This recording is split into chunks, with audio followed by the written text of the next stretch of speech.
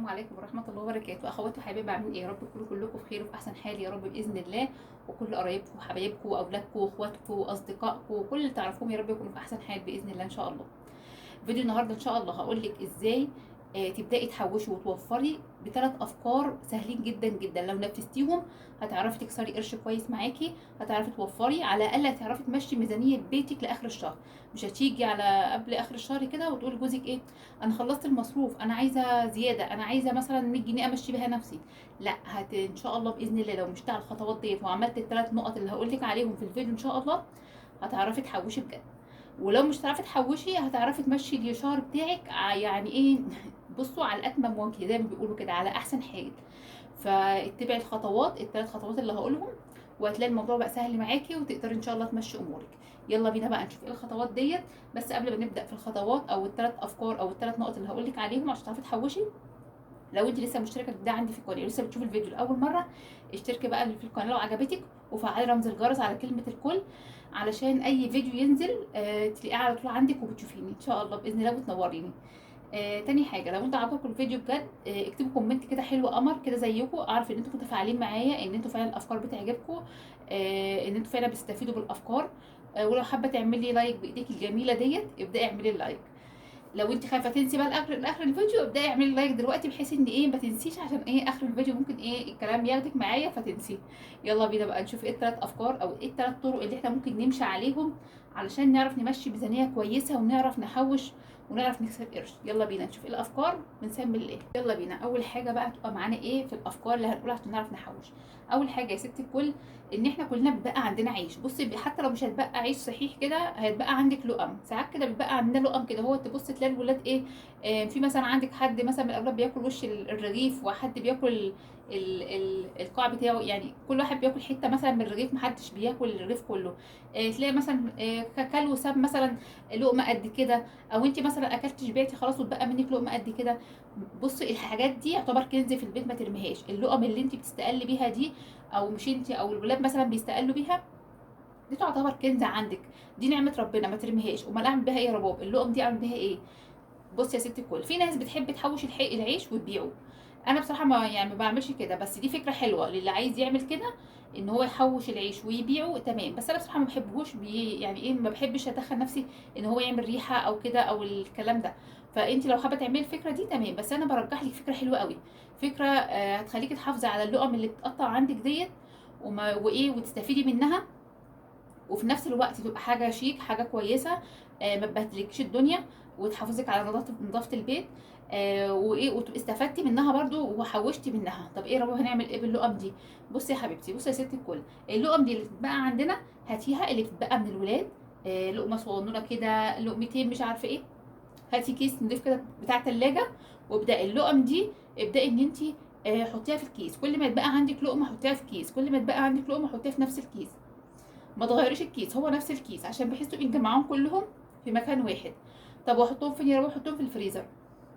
عايزاكي تجمعيهم في كيس وتحطيهم في الفريزر. تعالي بعد اخر الشهر كده اهوت، او بعد اسبوعين بعد ما الكيس يتملي عندك، المهم بعد ما الكيس عندك يتملي، ممكن تمليه مثلا في اسبوع، ممكن في شهر، ممكن في اسبوعين، ربنا يزيد ويبارك يا رب ويخلي اللي في البيت ويبارك فيهم.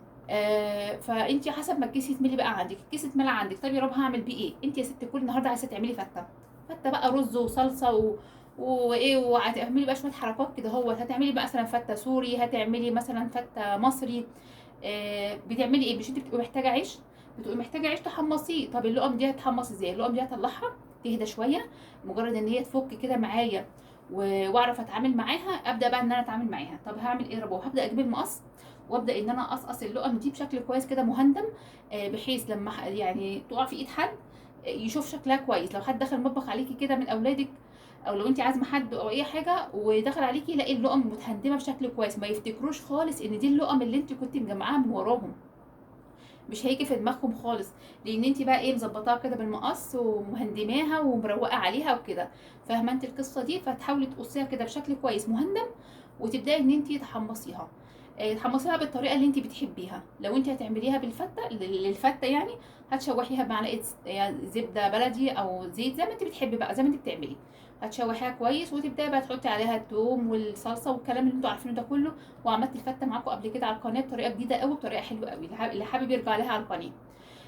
خلاص انت كده استخدمتيها في الفته، او مثلا تستخدميها في مثلا في الشاورما السوري. لو انت عايزه تعملي فته سوري.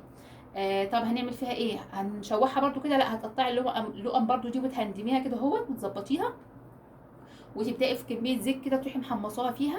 بتطلع تحفه بجد. عايزه اقول لكم انا اصلا وانا بحمصها كده لما بكون عاملاها الحاجه، ممكن اقعد اكل نصها من طعمتها، لانك اول ما بتطلعيها بتروحي مديها رشه كده خفيفه من الملح. بصي ما تزوديش، هي بصي رشه كده بس، يا دوبك يعني ترمي عليها حاجه بسيطه كده، وتقلبيها كويس قوي. وابداي بقى شوفي الولاد هيفضلوا رايحين جاي عليها، ممكن اصلا ما تكفيكيش ان انت تعملي بقى الوصفه بتاعتك.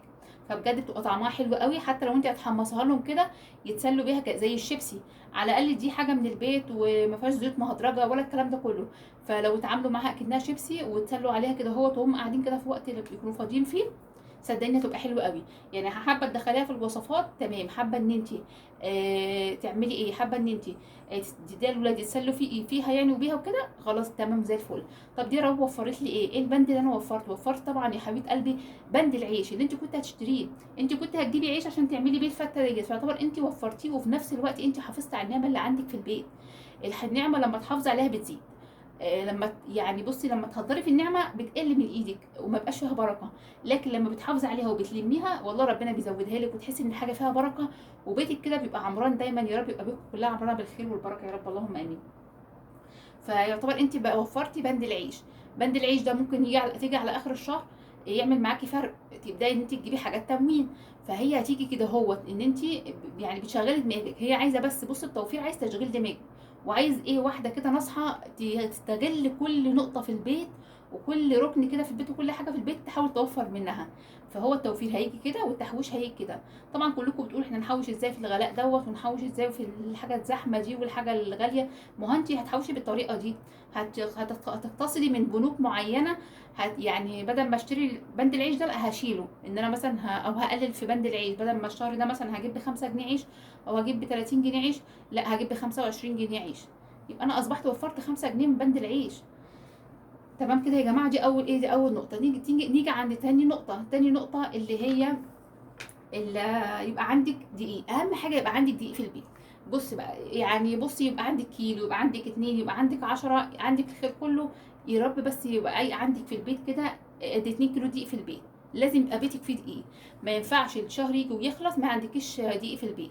الدقيق هتعملي بيه ايه؟ الدقيق هتعملي بيه كيكات، هتعملي بيه حاجات للفطار، حاجات للعشاء، هتعملي بيه عيش. لو انت مثلا مش حابه تجيبي العيش بتاع الفرن، او حابه توفري البند دوت وتعملي انت العيش في البيت، او تعمل لهم عيش سوري. بدل ما تشتري مثلا عيش سوري من بره كيلو بقى دلوقتي بكام؟ بقى 38 جنيه تقريبا. لو انت حابه تعمليه في البيت، حابه تعملي شويه كسكسي وشويه مخروطه كده للولاد يفطروا بيهم ويتعشوا بيهم، وصفه هايله. حابه تعملي كايزر، لو انت مش عايزه تشتري الكايزر من بره، الكايزر سعره بره بقى غالي زي الفينو والكلام ده. وبعدين بتخرج كده مش بتلاقيه في اي وقت، لو انت عايزاه ما بتلاقوهوش. فممكن تعملي له شويه كايزر، تستخدموه في الغداء او في فطار او في عشاء، تحطي فيهم شويه جبن او اي حاجه عندك. ممكن تستخدميه. يعني بصي دي استخدامات كتير قوي. ممكن تعملي عيش قلنا، ممكن تعملي كيكات، ممكن تعملي كسكسي مخروطه، حاجات للفطار وحاجات للعشاء، او حاجات كده الولاد يصلوا بيها بقى ايه في الاجازه وكده وهم قاعدين. فبند الدقيق ده مهم جدا جدا عندك، لانه بيوفر معاكي في الميزانيه كتير قوي. وقلت عليه في فيديو مخصوص. كنت بتكلم على الفطار، ازاي توفري في فلوس الفطار وتعملي فطار كويس غير الفول والطعميه، غير الوصفات اللي احنا متعودين عليها يعني. قلتها في بند كده في فيديو كده مختصر، يعني مختص كده بيها لوحدها، لو حابه ترجعي له برده على القناه. فبند الدقيق ده مهم جدا جدا، مفيش غنى عنه. ودلوقتي هو رخص اهو، الكيلو بقى ب 17 جنيه او ب 18 جنيه. يعني لو جبت لك 2 كيلو مثلا ب 36 جنيه او ب 35 جنيه، هيعملوا معاكي عمايل بصراحه. هتشكلي منهم اشكال وتعملي بيتزا وتعملي حاجات للولاد. ما شاء الله توفر معاكي كتير قوي. طب هنيجي عند تالت فقره او تالت حاجه قلنا عليها، تالت طريقه عشان نعرف نوفر ايه نوفر. خلاص احنا قلنا على 2 اللي هي الدقيق، وقلنا ايه على كيس العيش اللي احنا هنحوش في العيش. هنيجي بقى على علبه الانقاذ، العلبه اللي بتنقذنا، العلبه اللي فعلا بتبقى لازم تتسمى علبه الانقاذ. العلبه دي لو انت اتبقى منك بصي صباع مثلا سجق، حته بانيه صغنونه كده، تنتوفه، مش هقول لك حته كبيره، تنتوفه كده هتنفعك. حته على حته هيبقى عندك كذا حته بانيه، تقدري تشوحيهم مع بعض تعمليهم خلطه لصينيه مكرونه، او تعملي بيهم عصاج لاي حاجه. لصينيه بطاطس. بصي هتنفعك في اي حاجه.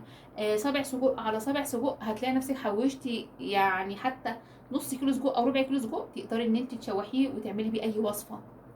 او ولد مثلا من عندك مثلا جاع بالليل، حد من الولاد يعني جاع بالليل وكده وحابه تعملوا سندوتش كده على السريع، هينفع وهيسد.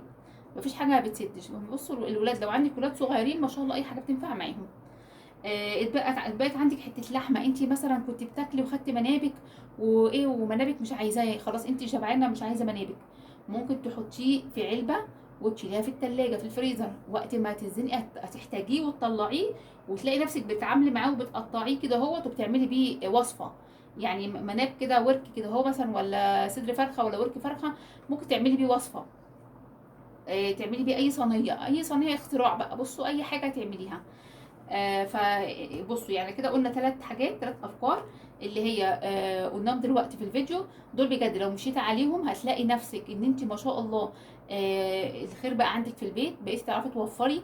بقى في جنود عندك كده هو بتعرفي توفري منها. وبند العيش ده مهم جدا زي ما قلت لكم عليه، بجد لو مشيتوا على الخطوات ديت. وحاجات كتيره قوي، عندي افكار كتيره قوي، بس طبعا عشان ما اطولش عليكم الفيديو وعلشان ما يعني وقت ما يطولش عليكم وتزهقوا كده وتملوا، فهقولها في فيديوهات تانية ان شاء الله باذن الله. بس انت لو وصلت معايا لغايه هنا وعجبك الفيديو بجد، متنسيش تعملي لايك عشان يوصل لاكبر عدد ممكن، وغيرك يستفيد يعني بالافكار. ممكن تبقى انت الافكار دي مش حلوه بالنسبه لك، انت شايفاها حاجه عاديه انا مش محتاجاها، بس لغيرك او لحد تاني صدقني يبقى محتاجها جدا، وهيبقى يعني نفسه ياخد فكره واحده علشان يعرف يمشي امور بيته. فما تنسناش باللايك وكومنت حلو قمر كده زيكم بايديكم الجميله ديت، وتفعلوا رمز الجرس علشان اي فيديو يجيلكم باشعار على طول. واشوفكم على خير ان شاء الله في افكار كتيره جايه ان شاء الله باذن الله، استنوا الفتره الجايه وفيديوهات كتير. واشوفكم على خير، ومع الف سلامه. ما تنسوش بقى لايك وسبسكرايب للقناه، ومع الف سلامه حبايبي.